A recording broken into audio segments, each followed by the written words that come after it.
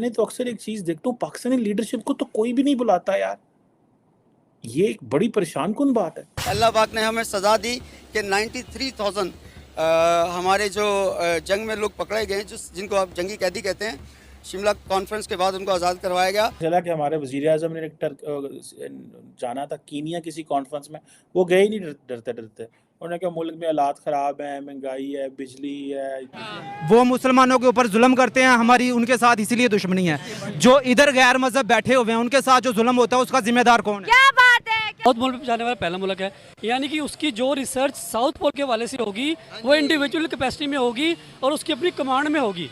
पूरे के पूरे आसियान जिसके 10 मुल्क हैं, उनको इंडिया के साथ एक आसियान इंडिया समिट रखनी पड़ी है। सऊदी अरब का शहजादा भी तो इंडिया जा रहा है, वो तो मुसलमान है, वो क्यों जा रहा है? तो मुसलमानों भी ऐसा कोई गद्दार भी होता है ना। जंग वगैरह लगी हमारी इंडिया के साथ, सनपैड की जंग हम हार गए थे। अरे बाप रे, ये तो धोती खोल रहा है। लेकिन सर आपको कोई फ्यूचर नजर आ रहा है पाकिस्तान का? कोई फ्यूचर आगे इनका कुछ बेहतर होगा या ये और इसी तरीके से इनका हाल खराब होता जाएगा? असल में मुसलमान अब अच्छे नहीं रह गए, इस्लाम अच्छा है, मुसलमान नहीं अच्छे रह गए। एक तराना उस टाइम पे चला था, इन्होंने देव रगड़ा, लेकिन उन्होंने हमें रगड़ा दे दिया था। बात तो सही है। हमारी मीडिया इतनी बुराइयां नहीं करती जितनी वो मीडिया करती है। कैसी बुराइयां करती है और कौन सी क्या शिकवे शिकायतें आप बताएं? वो भिखारी भिखारी पाकिस्तान को बोलते रहते हैं। तो भिखारी किसने बनाया हमें? भिखारी ये हुक्मरानों ने। वक्त बदल गया है उस हवाले से कि अब हम इंडिया से नफरत नहीं करते हैं, अब ये अवाम इंडिया से इंस्पायर्ड है। क्यों? हर चीज में इंडिया में से आगे नहीं हो सकते। चाइना और पाकिस्तान आपस में दोस्त है कि दुश्मन है? चाइना और पाकिस्तान दोस्त हैं। तो चाइना भी तो इस्लामिक नहीं है। चाइना ने कभी इन जैसी हरकतें भी तो नहीं ना की। कैसी हरकतें? जैसे इन्होंने वो क्या कहते हैं ड्रोन वाला हमला किया था। कौन सा ड्रोन? जो इन्होंने ब्रह्मोस की बात कर रहे हैं, मियां चन्नू पे जो फेंका था। जी जी। अच्छा, तो आप इतनी इंडिया की फेवर क्यों करती है? आप वो एक दफा आगे भी आपने ये इंडिया की बात की थी कि इंडिया में उधर वो लड़कियों को ये बना रहे हैं, ये बना रहे हैं। क्या इंडिया में तो लड़कियों को कुछ नहीं बना रहे? नहीं, आपने बताया था कि पायलट बना रहे हैं, फलां बना रहे हैं। देखिए, हम बात करते हैं तरक्की की। इंडिया और पाकिस्तान एक दिन आज़ाद हुए। एक मिनट, एक दिन इंडिया बना, पाकिस्तान बना 1947 में। हमने इकट्ठी शुरुआत की, समझ गई? ऐसे ही है। फिर एक वक्त आया कि हम थोड़ी सी स्पीड पकड़ ली, हम उनसे आगे निकल गए, ऐसे ही हुआ।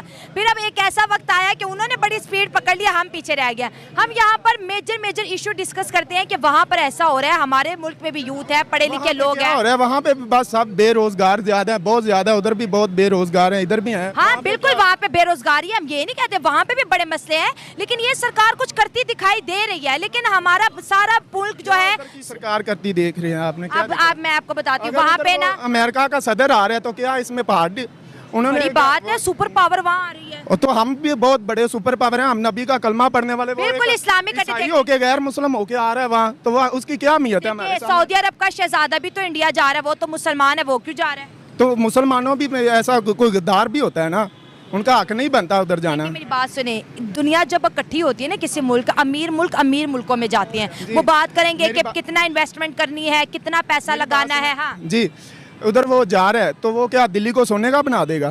क्या उधर भी गरीबी खत्म कर देगा उनकी? अमेरिका का सदर अगर जा रहा है तो। अमेरिका का सदर जा रहा है, वो उनको ड्रोन्स की डील दे रहा है, वो अमेरिका के वीजे वहां पर देगा, इसके साथ साथ वो डिफेंस डील देगा। हमें पहले अमेरिका की तरफ से डिफेंस मिलते थे, जो हमारे जो फाइटर जेट्स हैं अमेरिका की तरफ से, हमें बहुत हथियार मिलते थे। लेकिन जब से हमने अमेरिका के साथ अपने ताल्लुकात खराब किए, वो हथियार भी बंद हो गए। जिस मुल्क के अंदर सुपर पावर्स आके बैठती है, उस मुल्क की वैल्यू बढ़ती है, ये तो आपको भी पता है। मुझे पता है, लेकिन कोई बात नहीं, सुपर पावर सिर्फ अल्लाह की जात है। तो हम 5 वक्त की नमाज पढ़े, कलमा पढ़े और अल्लाह को याद करें, बस। हमसे ज्यादा कोई अल्लाह माफ करे, बहुत मनुष्य लग रहे हो, मत करो, रहने दो, बहुत बुरे लग रहे हो। तौबा तौबा तौबा, थारा मूड खराब कर दिया। जैक सुलिवन ने एक डिस्कशन में ये कहा है कि इंडिया में जो G20 समिट हो रही है, वहाँ पे चाइना का ना आना या चाइनीज़ प्रेसिडेंट का ना आना, इट मीन्स कि चाइना जो है वो स्पॉइलर है। ज़ाहिर बात है, इस बात से इंडियंस को बड़ी तकवीयत मिली है और अमेरिका ने अपना फुल वज़न भारत के पलड़े में डाल दिया और फुल वज़न उन्होंने नरेंद्र मोदी को दिया। मैं अब आपको बताऊं दोस्तों कि इंडिया आसियान समिट हो रही है एक बेसिकली, और ये जो समिट है बेसिकली, आप इसको हैरान होंगे, कि इतना बड़ा इंडिया कंट्री है इन टर्म्स ऑफ इकोनॉमी और in terms of for a financial and economic partnership, कि पूरे के पूरे आसियान जिसके 10 मुल्क हैं उनको इंडिया के साथ एक आसियान इंडिया समिट रखनी पड़ी है। आपको पता है पाकिस्तान जो है वो तो ऑब्जर्वर भी नहीं है इस ग्रुप का, और मैंने तो अक्सर एक चीज़ देखता हूँ, पाकिस्तानी लीडरशिप को तो कोई भी नहीं बुलाता यार। क्या रे भिख मंगिया, क्या देख रहा है? हाँ, हलवा ही क्या? ये एक बड़ी परेशान कुन बात है।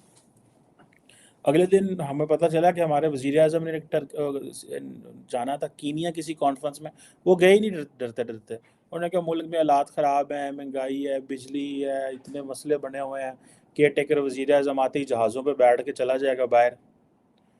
मोदी साहब का शेड्यूल निकला है कि ही इज़ गोइंग, क्या नाम है उसका, अमेरिका, उधर सॉरी इंडोनेशिया जा रहे हैं। वो रात को 3 बजे पहुंचेंगे वहाँ पे, कल सारा दिन मीटिंग्स अटेंड करेंगे और उसके बाद शाम को घर आ जाएंगे, बिकॉज उनको पता है कि इस वक्त नाइजीरिया का मैं देख रहा था प्रेसिडेंट जो है वो इंडिया में पहुंच चुके हैं। नाइजीरिया के फॉरेन मिनिस्टर और सारे लोग वो पहुंच चुके हैं, और भी मुल्कों के लोग जो हैं वो आ रहे हैं। अब देखिए इतने बड़े पैमाने पे ये मीटिंग्स हो रही हैं इंडिया के अंदर। इंडियन लीडरशिप जो है हर रोज़ कहीं ना कहीं पहुंची होती है। अरे भाई, तो जैसे हम हैं वैसे ही हमारा इमेज बाहर की दुनिया में डिस्प्ले हो रहा है, और यही वजह है। अब देखें, अगर यही चीज़ होती ईरान के बारे में या चाइना या अफगानिस्तान के बारे में, किसी की ज़रूरत ना होती। वो लोग अपनी सेल्फ रिस्पेक्ट करना भी जानते हैं और करवाना भी। सेल्फ रिस्पेक्ट क्यों नहीं है भाई? यही वजह है ना कि हमारे अपने अमाल भी ऐसे नहीं है। हमारा डिस्प्ले, एक तो हमारी ज़ात की नहीं, हमारे हुक्मरानों ने हमारा डिस्प्ले बड़ा गलत पेश किया हुआ है। वो लोग जब आते हैं ना इंडिविजुअली, उनका कोई बंदा आता है तो यकीन करें वो पाकिस्तान की तारीफ़ करते हैं, पाकिस्तान के हॉस्पिटैलिटी की, पाकिस्तान के जो है ना लोगों के रवैये की, हर चीज़ की करते हैं। लेकिन वो लोग अब जब हुक्मरान लेवल पे बात होती है वो लोग हेजिटेट करते हैं। उन्हें पता है यार ये भूखा नंगा मुल्क है। आपको पता होगा एंजेलिना जूली जब आई थी, एंजेलिना जूली आई थी, वो क्या कहकर वापस गई थी? आपको याद होगा, गिलानी का दौर था, हम सबको पता है भाई। ये हम क्या करें भैया, हमारे पर क्या कह के गई थी? दोबारा रिवाइंड कर दो। आपको याद होगा कि एंजेलिना जूली जब यहाँ पर आई थी, असल में वो विज़िट करने आई थी हमारे मुल्क के हालात के मुताबिक। वो यूएनओ की तरफ से रिप्रेजेंटेटिव बनकर आई थी, लेकिन उसने कहा था ये मुल्क तो भूखा नंगा लगता ही नहीं है, इन लोगों की अय्याशियत देख के लगता ही नहीं है इन लोगों को इमदाद की ज़रूरत है। वो इस तरह की कुछ स्टेटमेंट देके गई थी, मिली जुली, मतलब मैंने अपने अल्फाज में आपसे कही है। क्या लगता है आपको, यहाँ पर एक तरफ हम हैं जो यहाँ पर कटोरा लेकर हर मुल्क जा रहे हैं, दूसरी तरफ इंडिया है, दूसरी तरफ अफगानिस्तान है, दूसरी तरफ आप देखेंगे बांग्लादेश है, वो डेवलपमेंट की तरफ जा रहे हैं। हम जब अपने मुल्क की खामियां बताते हैं तो लोग समझते हैं कि ये गद्दार हैं, ये मुल्क से मोहब्बत नहीं करते। आपको नहीं लगता कि इस टाइम ये टाइम है कि मुल्क के अंदर जो खामियां हैं उसको दुनिया को बताया जाए कि भाई ये हमारे अंदर खामियां, इसको दूर करने की ज़रूरत है, या चुप रहकर गुन्ने बन के देखते जाएं जो कुछ हो रहा है? प्यारे भाई, जिन 3 ममालिक की आपने मुझे अभी मिसाल दी है ना,